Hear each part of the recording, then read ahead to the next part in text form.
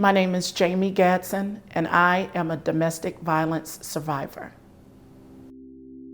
It's personal. I think that's why domestic violence is kind of a closet thing. It's kind of dark, it's kind of hidden, because it's a relationship. It's someone that you allowed in your space. And so I think for those who haven't experienced it, they really don't understand the psyche of someone dealing with domestic violence.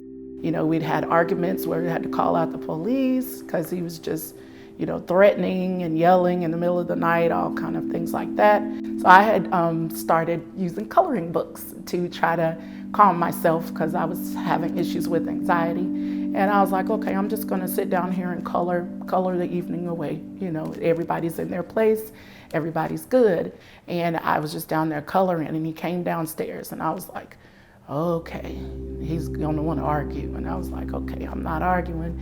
So I just sat at the table, and he came around to the table and sat beside me, like really close. And he's just sitting here breathing, and I just remember him saying, I can't stand you. And he pushes me out the chair and climbs on top of me and just starts strangling me. And it was just so much force that he was strangling me. And I'm sitting here in my mind like, he's gonna kill me. And I was like, okay, you have to fight. And I start just hitting him in the face. He was sitting on my stomach, so I couldn't move my legs to get to him. And I just remember, I couldn't say Jesus, but I remember just saying, gee. And in my mind and my heart, I was just like, I can't do anything. And I just remember my hands falling to the floor. What I remember is I just remember hearing my oldest screaming, and I could hear my two other ones, I could hear their feet just running back and forth, and everybody's screaming. And I was like, they think I'm dead. They think I'm dead. And I was like, okay, I gotta tell them I'm okay. I'm okay, I'm okay. And I tried to speak, and it was just mumbles. It was 2 days, and I remember looking in the mirror, and I just busted out crying. And my sister, she's a nurse, and she was like, you just need to look. My entire face had swollen up, and I had rings on my eyes, and there was absolutely no white in my eyes at all. And it was like watching a horror movie. And so from there, we had gone to family services for marriage counseling, and so I had met a particular counselor that was just phenomenal. I just really liked him. And so I remember sitting on my mother's couch and feeling like I was gonna lose my mind.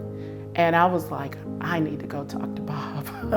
And I just knew, I was like, Bob, I'm talking to Bob. All three of my boys had their own counselor as well. And so we started the journey of going to family services twice a week, every week, for about a year. And when I see them now, it's like, you would have no idea that they had that experience. And so I encourage everybody. I run into people all the time, and I'm like, family services, they have group therapy, they have individual counselors, and I actually know of one person who actually goes now. And so, I can touch bases with her, and she's like, oh, it's great, so it just, that does something for me. I make a point every year on the anniversary, April the 3rd, to post my story and including pictures. Sometimes it shocks me that people cry. And then I'm like, this was a terrible thing. It should deserve that emotional feeling. So usually when I post, I try to attach family services and Alliance for Hope. And so it's just really important to me. There are opportunities and people who are waiting to help you. And all you have to do is walk through the door, and they'll do the rest. That happened to me. I survived it. I am alive to tell it. I may have some scars, emotional and physical, but I am here, and those will heal and can continue to heal. I made it, I'm here, I survived.